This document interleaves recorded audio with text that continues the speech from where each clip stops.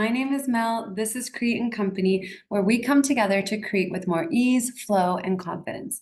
And you here are my brave, beautiful, and bold creative community. So I am currently going through the book, The Creative Act, A Way of Being by Rick Rubin. And today we are starting on page... We are starting on page 77, and we're going to go until page 92. And I'm thinking because we do 15 pages at a time, I might make these videos 15 minutes. Oh, by the way, if you have a creative project that's been in the background of your life and you want to bring it to the foreground, get in touch with me at createandcompany@gmail.com so we can see how to get that project going with more focus, flow, and love. Okay, so this chapter called Make It Up. It's a mini chapter called Make It Up. And he says one of the best strategies is to lower the stakes. And he says that when all this self-doubt comes up, it can halt us at one of various stages in a work. And I like the way he summarized it. He said, self-doubt can halt us in starting the work, completing the work, or sharing the work.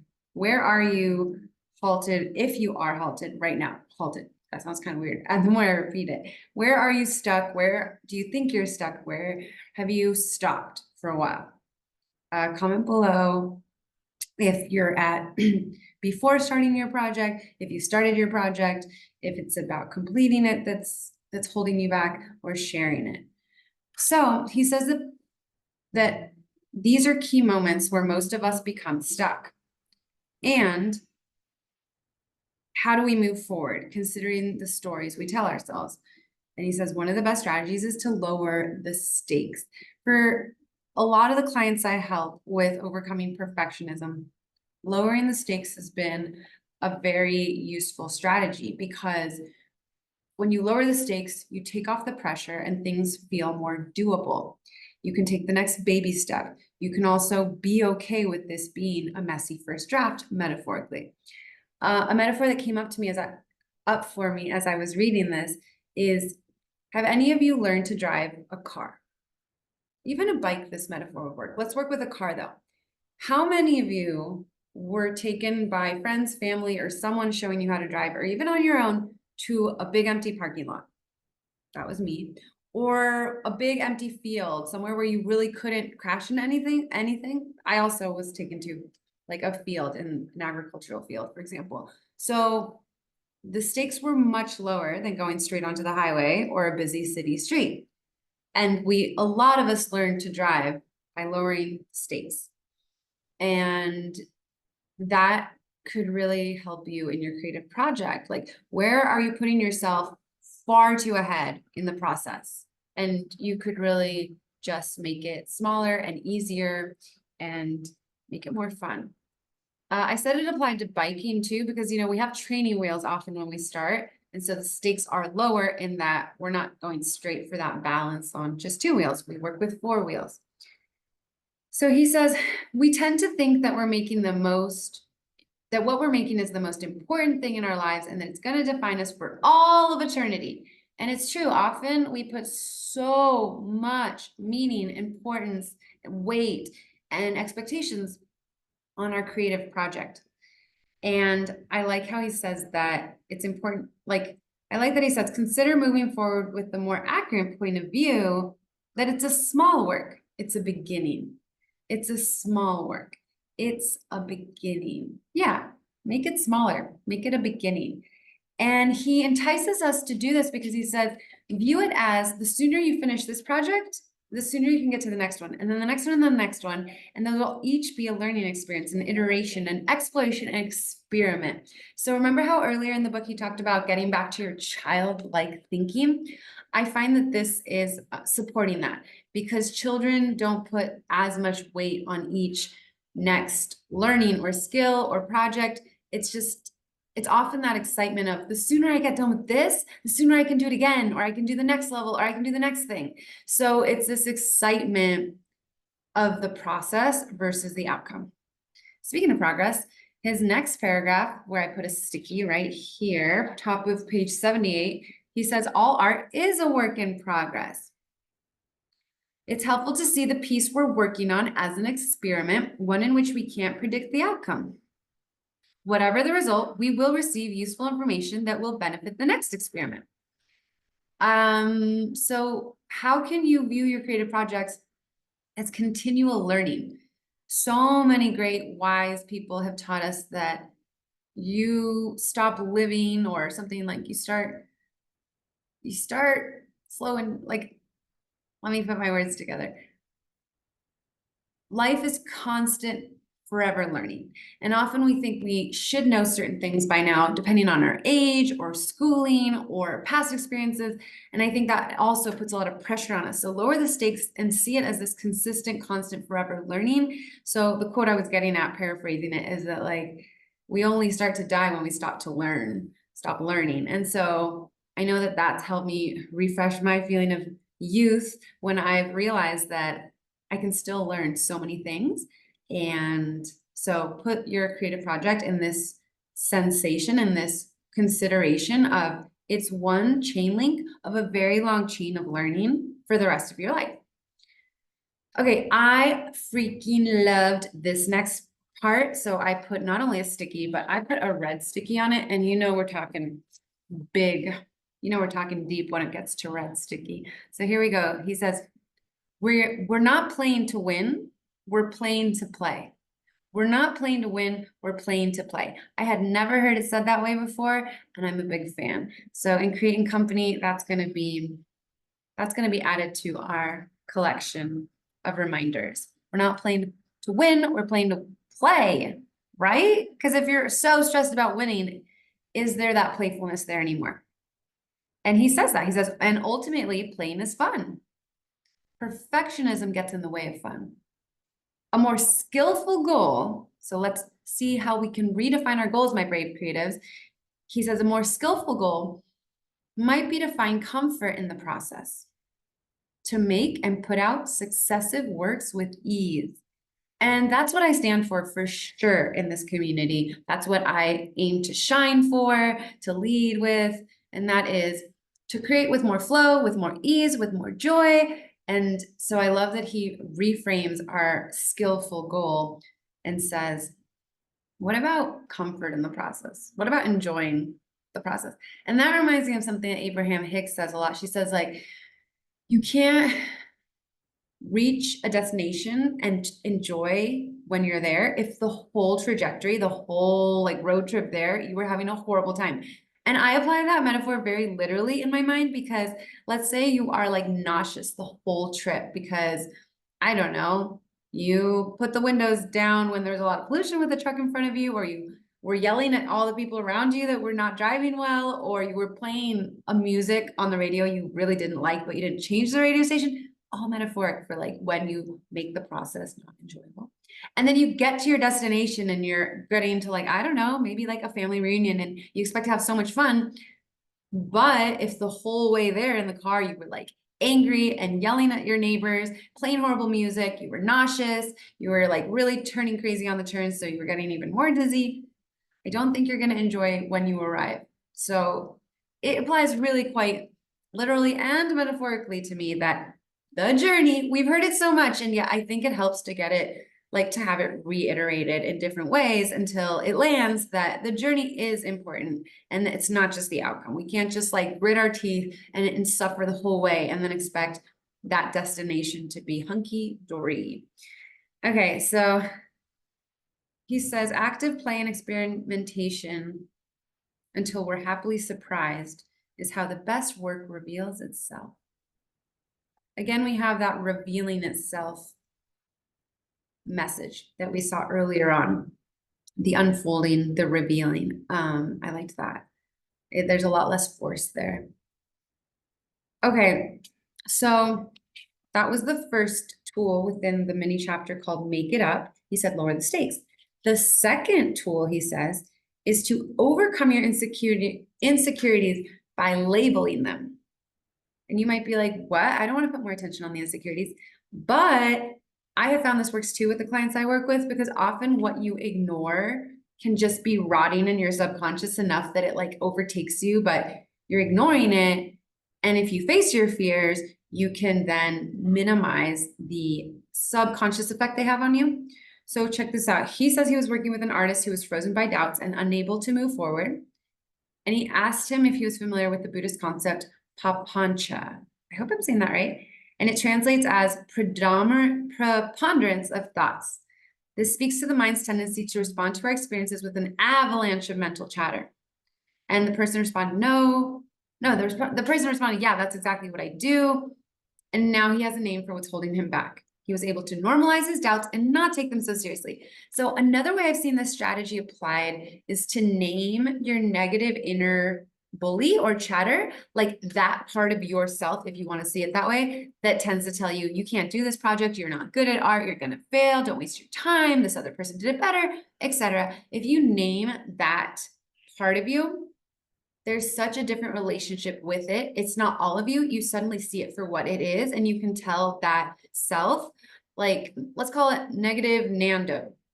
I don't want to say Nancy because I don't want to hate on Nancy's, or Nandu. I mean, make up a word, or it could be like, you can totally be creative with this part. And like that part of you, next time it comes up, you could be like, okay, negative Nando, I know you're telling me this, but it hasn't helped me last time you told me this. So I'm gonna put that in my back pocket. I'm gonna take the reins. I'm gonna take the front wheel. I'm gonna like steer this ship and you can be in the back. If anyone has seen the movie Inside Out and the second one that just came out, I haven't seen the second one, saw the first one. That did a great job of showing us how each emotion tries to take the reins in our being and our personality and our life choices, and how it's important to put each one in its place. Another activity that I would add to this that I have done and totally helped me is to get each of these emotions that is distracting you, is holding you back, is you, if you identify it as making you suffer, and write yourself a letter from the perspective of that emotion. So for example, perfectionism. Dear Mel, this is perfectionism. Hey, I really need your attention because I have a lot to tell you, and this is what I want to tell you about your creative project. And you let that emotion have at it. You let that emotion tell you everything it wants to tell you, and why it's worried, and what you should do differently, and and it's so surprisingly refreshing because suddenly you see, what I found when I did that was I found the internal contradictions that each of those emotions had, and I found the impossibility to please them through my actions the way they wanted me to do things. So it was so cool because it gave me a natural power back to see how they weren't the smartest tool in the shed, and that I did not have to listen to them. So I'm giving you some other ways, like to do something similar to what Rick Rubin is sharing with us. He adds in this mini chapter that gratitude helps when you have a lot of self-doubt, and we talked about that in the last section too, that creativity is a privilege, it's a gift, and if you don't want to do it, you don't have to do it. So to have this back and forth inner battle about it can be such an ironically like waste of time drama, because it's a choice, and not everyone can in this lifetime create or even have the time to dream about creating. So what a privilege, what a gift. And here, just got a red sticky, and he said it earlier in the book, ultimately, your desire to create must be greater than your fear of it. Ultimately, your desire to create must be greater than your fear of it. So there's the trade-off. Okay, I'm going to read you this one. Okay, so this was a new concept I had not heard before. He talks about the difference between doubting yourself and doubting your work. What a subtle and powerful distinction, my friends. So he says that doubting yourself, not good. Doubting your work can be good because it can help you keep chipping away at how you want it to be. And there's something so different about like, I'm not good versus this isn't how I want it to be. This could be better. There is power in you viewing your work as could improve. But if you think you as a human, as a creator are flawed and will never be enough, that's going to put a wrench in your progress. So check this out. He said the way to distinguish between doubting yourself and doubting your work is, he says, like he put it in quotes, he put, I don't know if my song is as good as it could be, versus doubting yourself might sound like, I can't write a good song. Do you feel the difference in those? And comment below. Well, this is very vulnerable, but like, Are you doubting yourself or are you doubting your work? So the tool here is to make that distinction. Are you doubting yourself or are you doubting your work? These statements are worlds apart, both in accuracy and in impact to the nervous system. Doubting yourself can lead to a sense of hopelessness, of not being inherently fit to take on the task at hand. All or nothing thinking is a non-starter. That's very perfectionist of us, isn't it? When we think it's all or nothing. And he says that is a non-starter. And here in Creating Company, we are about action and starting, even at the most embryo baby stuff. So I'm glad he's giving us this distinction.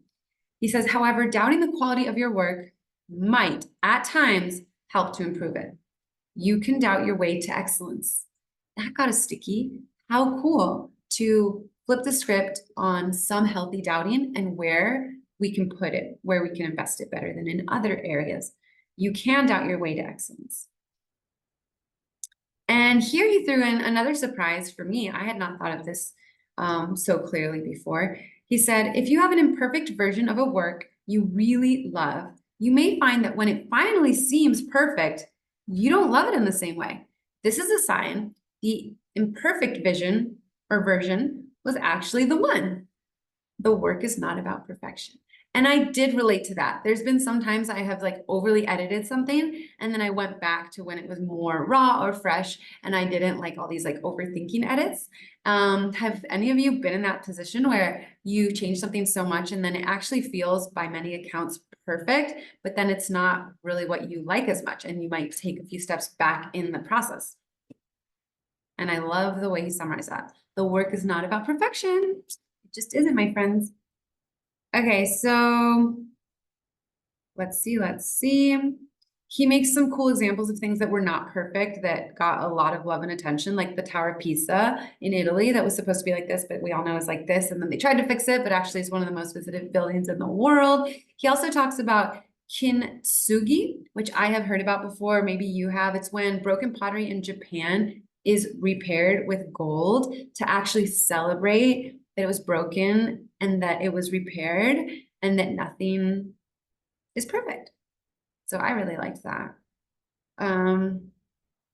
Now, he also talks about how art, okay, this is like one of those pages where we get what looks like a poem to me.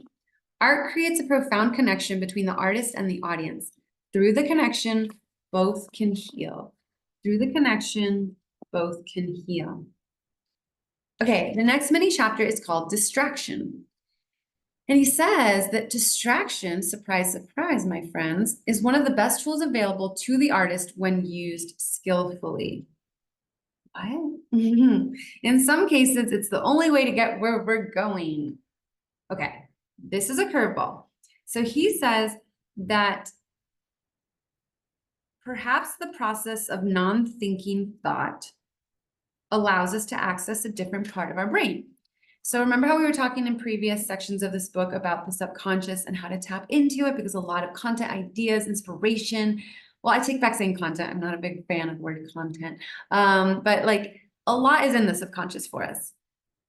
And here I saw a parallel when he says that non-thinking thought allows us to access a different part of our brain. So he's saying that things like taking a walk or cleaning the dishes, or what else did he say is like one of these healthy distractions? Definitely meditation. He says, like, for example, in meditation, he says a mantra is a distraction. And for those of you who meditate a lot, I know I meditate a lot and have tried many techniques. Sometimes when your mind is doing what they call monkey mind, where it is thinking of things that you don't want it to be thinking and it's not in your control or power per se, and you're being taken down these like slippery slopes of thought, you bring in a mantra like home, you know, the OM sound or a whole sentence in Sanskrit or in whatever language you want. And you repeat this mantra again and again. And it's like an anchor that brings you back to something that's not what you didn't want to think. And yet I love how he shines the light on, hey, that mantra is a distraction, but it's a distracting you from what you don't want to think about. So we're one step closer to getting where we want to be. So I love that he's reframing the power of self-doubt, as we looked earlier in this chapter, like the last mini chapter, and the power of distraction, and the power of imperfection. All these things are refreshing to not put in such a black and white, good and bad box. Okay. So he says, oh yeah, some of the other examples are driving, walking, swimming, showering, washing dishes, dancing, or performing any activity we can accomplish on autopilot. At times, physical movement can spur ideas to move too. So as a dancer and a mover, can totally echo and add to that. When energy feels stuck and we feel icky, moving your body is so useful. And as a mover, let me give you some specific tips on that. If you're not even wanting to dance in that moment, jiggling.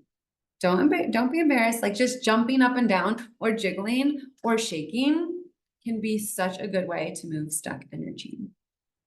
Of course, stretching, of course, yoga, of course, running, of course, but I just wanted to add that the good old shake and jiggle. Does anyone have a dog? Dogs shake it off a lot. They know. Okay, so distraction is not procrastination. He concludes this mini chapter. Procrastination consistently undermines our ability to make things. Distraction is a strategy in service of the work. Okay, so be distracted mindfully. And then the way he concludes that many chapters with this sentence on the next page, on page 87, he says, sometimes disengaging is the best way to engage. Wow, that can mean so much for so many of us. Disengaging. One thing that comes to mind to me, I'll repeat it one more time. Sometimes disengaging is the best way to engage. Like, let's say you're in a fight and it's just not getting anywhere healthy. Disengaging, stepping away can be a great way to engage on a different level with yourself, or come back later with more clear mind and heart. Okay, and then the next mini chapter is called collaboration. And the message I got from this overall was that we are always collaborating when we make art. Even when we think we're alone, we're not. We are collaborating with the art that came before us and the art that came after us. We are collaborating with the people that gave us the ideas and brought about the inspiration before us, and we are collaborating with all those that will be touched and moved by our art afterwards. Nothing begins with us, he says. The more we pay attention, the more we begin to realize that all the work we ever do is a collaboration. Yep. And then he goes on to say, he puts in a few more bubbles or pools of who and what we're collaborating with. He says, your collaboration is with the world you're living in, with the experiences you had, with the tools you use, with the audience or audiences, and with who you are today. You're even collaborating with different versions of yourself. The self, he says, has many distinct aspects. It's possible to create a piece, love it, and then look at it the next day and feel completely different about it. The inspired artist aspect of yourself may be in conflict with the craft person aspect and stuff like that. So it's cool how many levels of collaboration he is highlighting for us. And then he goes on to evolve the mini chapter into the interpretation of the work, which I believe is what a lot of us fear, and therefore it holds us back from sharing sometimes, because we're like, how will others receive my work? And he says this is a common conflict for creators, since there's no direct conversion from abstract thought to the material world. The work is always an interpretation. Did you catch that? So because there's no direct way to translate an abstract thought to the material world, the work is always an interpretation. An example, metaphors, I work with metaphors a lot. A metaphor that's coming to me is, how do you describe the color purple to someone who was born without visual sight? How do you describe the taste of a lemon to someone who's never tasted a lemon? Have you ever heard of these kinds of examples where something that only you have experienced in and through your senses, how do you describe that to someone else? And similarly, like, have you ever been to a city and loved it, and then a friend of yours has been there and hated it? Or a restaurant, or even music? I mean, so many people have different experiences, interpretations, and appreciations of what we might consider the same exact thing. And this is quite liberating, because he says that it's really not up to us to have the audience interpret our work the way we interpreted it.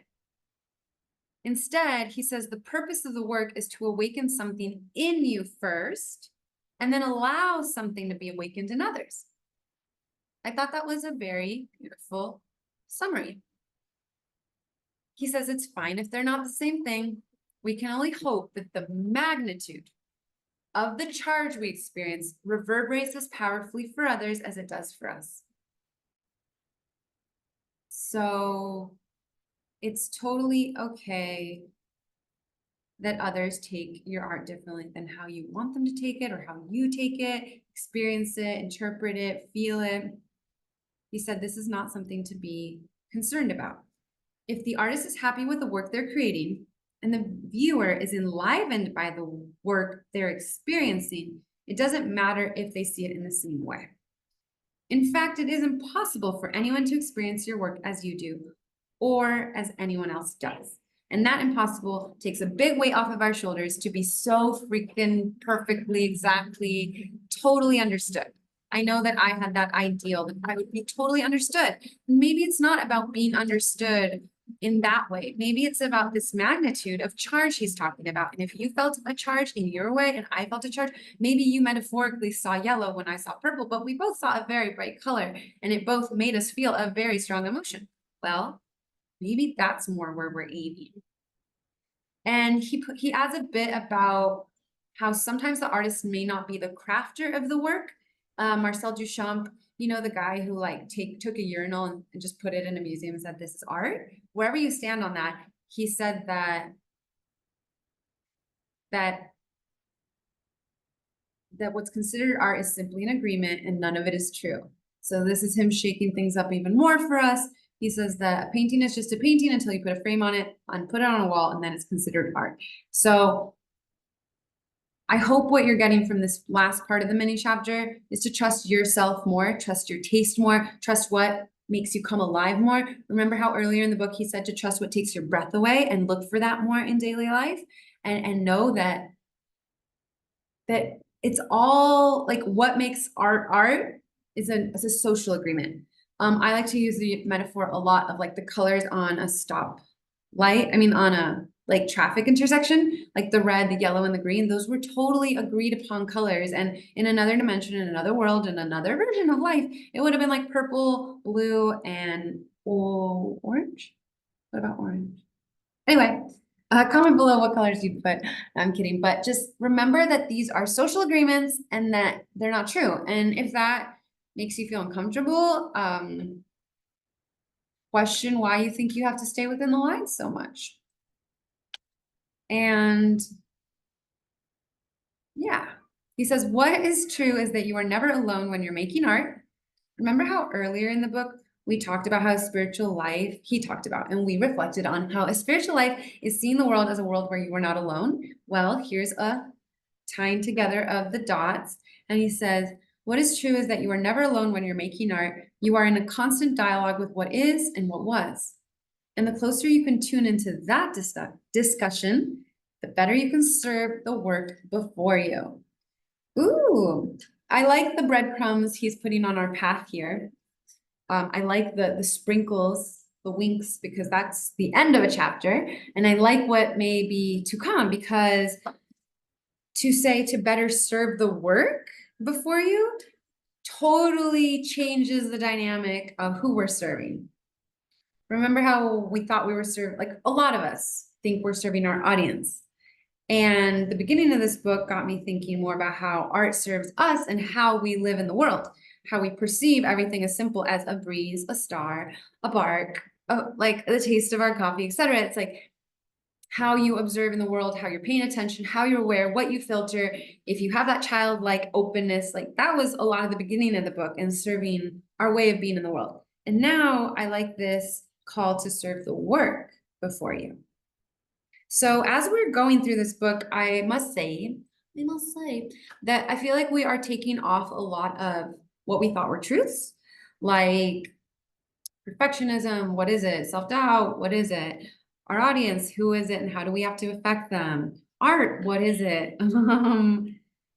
Yeah, distraction, what is it? The unseen, what is it? Spirituality, what is it? So this has been fun because I like the process of unlearning to learn or unlearning to remember, another way of putting it, because a lot of this is what's already in us and we know it and it's around us and we know it. And yet there's this forgetting, remembering cycle I find is happening a lot in my life. So thank you for coming along with me on this book. I am pumped to keep reading it and rainbow tabbing it with you.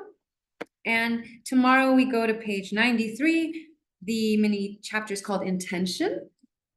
And if you have any comments, questions, additions, aha moments, or steps in your creative project you want to share, comment below. That makes our community stronger. Comment, I just said that. Subscribe, like, be participating. It makes this all so much more fun for all of us, and it encourages others to create more. Lovingly. Let's put it like that. Because if we're creating a bunch of output, but it's not with love, what's the point? Okay, see you tomorrow.